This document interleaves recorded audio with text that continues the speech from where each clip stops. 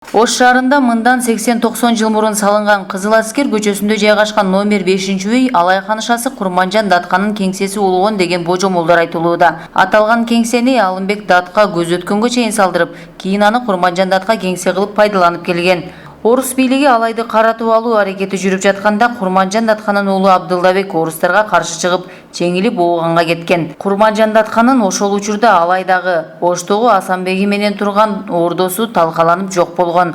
Ошол мезгилде Даткене бир топ кыйналып, кеңсени өзүнүн жакын саналашы кийимдерин тигип берген Зейнеп айымга бир чоң казанга саткан. Учурда аталган кеңседе Зейнеп айымдын урпактары жашап келе жатканын Курманжан Датканын кыбырасы Патила Жусуева билдирди. Патила айым буга чейин бул тарыхый балуулукту сактап калуу үчүн Маданият министрлигине, Ош шаардык мэриясына, өкмөттүн Ош облусундагы ыйгарым укуктуу өкүлүнө бир нече ирет кайрылган. Бирок аталган тарыхый жай ушул убакка чейин коргоого алынган эмес. Жанакы базардан чыккан чоң көпүрөнүн баш жагына медресе салдырган. Ал киши жылына 120 студент окутуп, акысыз окутуп, тамактандып, кийим кече менен камсыз кылган. Кыскасы элинин билим алышына аябай чоң салым кошкон агартуучу реформатор болуп эсептелинет Алымбек Датка. Алымбек Датка ошол азыркы Кызыл Аскер көчөсүнүн 5-үйүндө өзүнө кеңсе салдырган. Кеңсе эки бөлмөлүү болуп, анан айванчасы болгон маңдайында. Анан үбәселер деп коет, баш жагында үбәселерде бүт фарсча жазуулар экен. Бул мага мындайча болуп табылып калды да. Келген адамдар, мага кабар берген адамдар Курманжан Датканын кеңсеси деп айтты. Анан Алымбек Датканын көзү өткөндөн кийин, себеби баягы медресеге жакын жерге кеңсе салдырган экен. Алымбек Датка өткөндөн кийин Даткенин контора кылып пайдаланып жүргөн экен. Эми биз аны кантип тапканыбыз, мына 2010-жылы фонтанды мэрде салдырып атканда абдан мен кыйын акыбалда калган, бардыгы жогум талкаланып, ошондо башым ооруп турса, бир кайнатамдын аяш уулу бар эле. Ошол киши келип калды, Пазылжан деген кайнатамдын өзбек досу бар эле. Ошол уулу келип, Патила хан, мен сизге айтып коеюн. Аманатты сиздердин таятаңыз менен таяныңыздын кеңсеси бар эле. Ушуну сатып аласыңарбы же музей кылып коесуңарбы? Мен эстетип коеюн бул аманатты дегенден мен табым катуу айнап аткан үчүн кичинекей кызымды жибердим, 9-класстын кызын. 9-класстын кызы баягы кишиге кошо барып, кеңсени көрүп келди. Келгенден кийин кайрадан келатканча эл терге кириптир кызым. Кошалиевке кирип болгон сөздү түшүндүрсө, Кошалиев 2 оператору менен камера менен машинасы менен жөнөтүп жибериптир, эже өзүңүз кошо барып жакшылап билип келиңиз деп. Анан баягы дары дармек ичип алып, өзүм бекем кармап, Даткенин ушундай офиси болгондон кийин көрүп кел, конторасы болгондон кийин көрүп келейин деп бардым. Барсам чындап эле 2 бөлмөлүү экен. Дерезелери дагы бир башкача жасалган экен, илгерки үйлөрдөн айырмаланып, эшиги дагы калың жасалган, жакшынакай жасалган экен. Үстүлөрү аябай жасалган экен. Анан бул контора кантип силердин колуңарга өтүп калган десем, баягы орустар басып киргенде Даткененин мына Асанчектеги ордосун орустар өрттөп жиберген. Орустарга кошулуп ушу жерде баягы жергиликтүү адамдар деле өрттөгөнгө кошо катышкан. Абдылдебек, себеби орустарга деле капа болбосок болот. Абдылдебек бирке түшүнгөн эмес, мен орустарды киргизбейм деп Абдылдебек каршы чыккан үчүн Даткененин Алайдагы үйлөрү да талкаланган. Бул жердеги офис, контор, ордосу да талкаланган. Ошондо Даткене кийин кайтып келгенден кийин абалы оор болуп, бүтүндөй бала чакасынын бардыгы мындай бир колунда жогурак болуп калган да. Ошол кезде ошо контораны аэропорттон мына Даткатанын эстелиги бар го, арка. Ошол жерге чейинки чоң жерин ошо контора өкөнү Зейнеп деген өзбечка аял менен көңүлү жакын болгон. Ал киши 30 жаштай кичүү болгон Даткенеден. Даткененин кийим кечесин даярдап жүргөн аял да.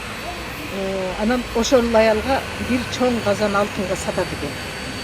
Саткандан кийин алар бир башка жака өтүп кетпесин деп бөлөлөрүнө сатышат экен. Ошо бөлөлөрүнүн колунан көрдүм. Ал кишилер мага болгон окуяны кичине айтып берди, бирок жанакы Фазылжан Аяштабыздын Салижан деген баласы бизге көбүрөөк информацияны берди. Ошо конторада туруп Алимбек датка эмеге келип, медресесине келип башкарып турган Алимбек даттанын көзөткөнүнөн даттене контора кылган. Анан мен ушул контораны Маданият министрлиги бир баалуу кабылга катары учетко алып койсок деп Маданият министрлигине 3-4 жолу кат жаздым.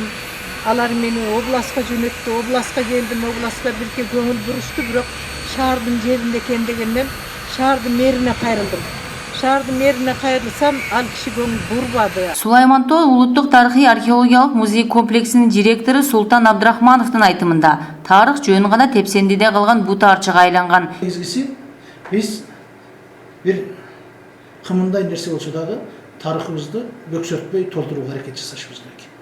Бизде көпчүлүк учурда бүгүнкү күндө тарых жөн эле тепсендиге айланган бут арчыга айланып кетти. Менин жеке көз карашымда, эгер биз тарыхыбызга бүгүн бутубузду арчысак, эртең биздин өзүбүздүн эртеңки тарыхыбыз, мындан 50 жыл, 100 жылдан кийинки сиз менен биз жашап аткан бүгүнкү тарыхыбыздагы кийинки муундардын арасында ошондой тепсендиде калат.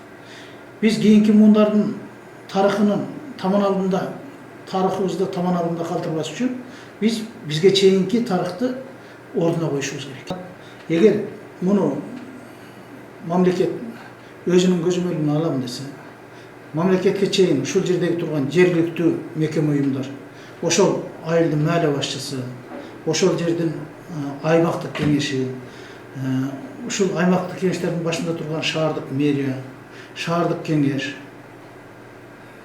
андан сырткары ушул тарыхты өзүнүн ордуна калтырып, өзүнүн аты менен мен тарыхта ушундай ордун калсын деген бир бүгүнкү күндө заңгыраган үйлөрдү салып аткан, ресторандарды салып аткан, тейлөө пункттарын ачып аткан биздин акчалуу мырзаларыбыз мына ошондой жерге өзүнүн салымын кошуп, ошондой жерлерде өзүнүн тарыхта изи кала турган нерсени жасап койсо, бул кийинки муундар үчүн, келечек муундар үчүн бул өтө чоң таберик болот. Чарчап отурам балам деп, анан ушул тарыхты айтып берди. Мына ошол тарыхтын изи менен биз ошол күнү эле мен бул жерден илимий иштер боюнча орун басарым Хайрулла Байдуллаевди жана чарба иштер боюнча орун басарым Турар Абдрахмановду алып эже айткан дарекке бардык. Бул мына Ош районунда Кызыл Аскер деген көчөдө жайгашкан. Ошол азыр байыркы 1900 жылкы сүрөттөр чыгып атпайбы? Алымбек даттанын мечити, медресеси деген. Ошондон ашып барса бир 500-600 метр ар жакта эле Ош районунда, ошо бүгүнкү күндө Кызыл Аскер көчөсүндө, ал жерде бүгүнкү күндө Пашахан деген эже жашайт экен, 85 жашта. Анын уулу Бактияр деген жигит 43 жаштагы жигит, ошол апасынын эң кенже экен. Ошол жерде ушул үй бүлө турушат экен. Ошолордун уруксаты менен кирип, мен ошол социалдык баракчама жарыялаган сүрөттөрдү ошол жерден тартып чыктык. Андан сырткары видео материал тарттык бираз өзүбүзгө тиешелүү жерлерде. Эже менен сүйлөштүк. Мына ошол Пашахан эже ал жерге мындан 75 жыл мурда келген экен. Мен 10 жашта элем бул жерге келгенде дейт. Исмаил ажы деген чоң атасы турган экен. Ушул жер Курманжан Датканинин ишканасы болгон деген маалымат бар экен. Мен өзүм тарых иликтөөчү катары, журналист катары, ушу канча жылдан бери изилдөө иштеринде жүргөн адис катары, бул Курманжан Датканинин үйү болобу, же болсо отурган жери болобу, же Алымбек Датканов болобу, же таптакыр башка кимдики болобу, кандай болгон күндө дагы биздин бүгүнкү күндө ордолуу Ошубузда ушу сакталып калган тарыхый баалуулук катары биз муну сактап, кийинки муундарга ушул иретинен, ушул уркунан бузбай өткөрүп берүүгө бүгүнкү замандаштар милдеттүүбүз деген пикирде мен ошон үчүн атайын социалдык баракчамда буну мэрге жана меценаттарга кулак кагыш деп өзүм Malumatımı jaralagan. Ал эми Зейнеп эненин 90 жаштагы небереси Жоробай Рахманжановдун айтымында ал жер мурун ээн тала болгон, үйдү ал атасы менен бирге курушканын айтты. Dedemge, akemge yardım verip kılıngan üy bu. Başka yap yok. Nerede? Kurmancan apanı ben körgenim yolda. Tolaydı bir yer. Tın yer tola. Kim bilen kuracaksınız? Dedem bilen, şunasın ya, dedem bilen ekem baradı. Ben. Onda kişine de madde balı. Yardım verip bitket yanmış bunu. Ne verası o yanmam ben. Ne verası? Zeynep Bacan'ı kadın tane yaptı. Bunu o aşağı Soluboy aytgan ekan. Bir alkaş ayttı da sizge. Ben çoğundan bulardı bu. Zeynep Bacan degen.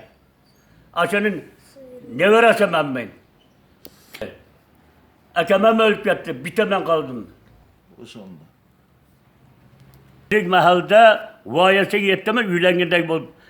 Kaç kakşağında kelin kılıp hep gelmezdim. He.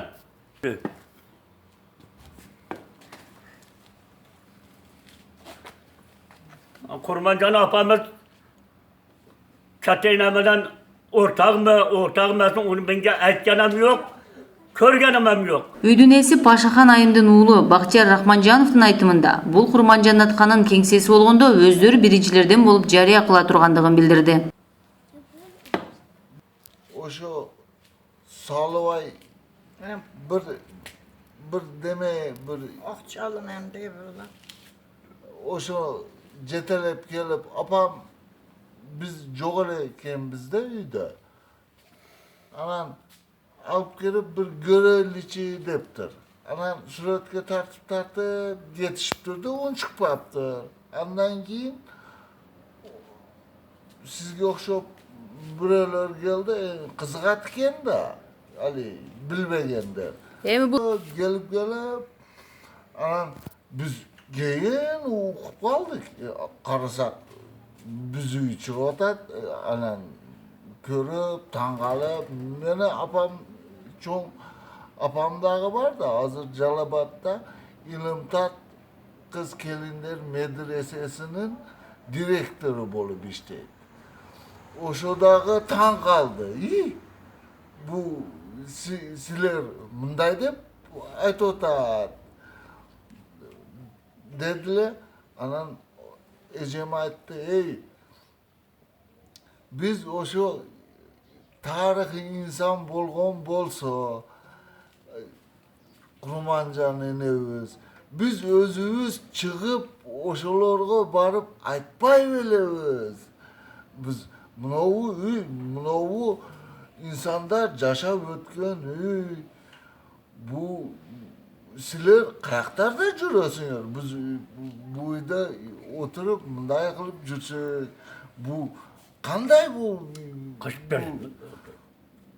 jomoktu kim başlap emetip ketdi dedi. Anan bir apamdan sorasak sağlı bir gün gelip bunu bir görüp keteylikçi apa dediler. Bunday görgenden keyin nele oşonday bolup emetip başta alıp ketdi. Men dağı düşünböy kaldım dedi de. Bular çoğu. Anan sağlı dağı jogolup ketdi. Haligi bir deme Yolgan Alam. sırlap koyup koç yepti de bizde. alam dedi. Anan men ayttım avama bu mınday degen sözler bolup bu apamdağı bespakoyut bolup atat. Anan ejem o okumuştu insanda. Bişkek'te okup gelgen Kırgızistan'ga anca minnetleri singen mınday tarihi insanlardı tanıgan. Anan aytdı, bolboğan işte bir aytıp bu apa dedi. Bu bolsa dedi. Men şuncha yıldan beri bunu tarihta da okuyup jursam dedi. Bu uyda yaşap çoğuyum men dedi. Üniversitelerde okudum dedi. Bayar yoktu bilip Men özüm ele çıkıp jetelep kelip oşolordu. Mına uy mınanday. Biz mınday ilk jerde oturabız dep aytat elek da. Кылымга жакын убакыттан бери сакталып келе жаткан үйдү кызыгып барып көргөндөр да жок эмес.